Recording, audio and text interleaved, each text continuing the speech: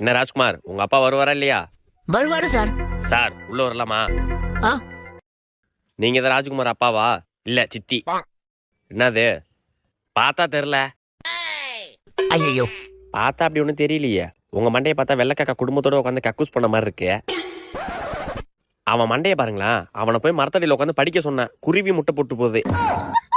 மண்டையாது முடி வெட்ட மாட்டானா? சார் சும்மா வள வள கொல கொலன்னு பேசாதீங்க. வந்த விஷயத்தை ஃபர்ஸ்ட் சொல்லுங்க. இருங்க சார், இன்னும் டவுட் இருக்கு. அவனை பெத்தீங்களா இல்ல பேண்டிங்களா? ஆ, சார் என் புள்ளைய பேண்டு தான் எடுத்தது. அப்பா உண்மையா அவனை பேண்ட் எடுத்ததா? சார் அப்படிலாம் இல்ல சார். ஐயோ சார், மாத்தி சொல்லிட்டேன். என் புள்ளைய பெத்து தான் எடுத்தது. நீங்க ஃபர்ஸ்ட் என்ன விஷயத்துக்காக என்ன கூப்பிட்டீங்க அதை சொல்லுங்க.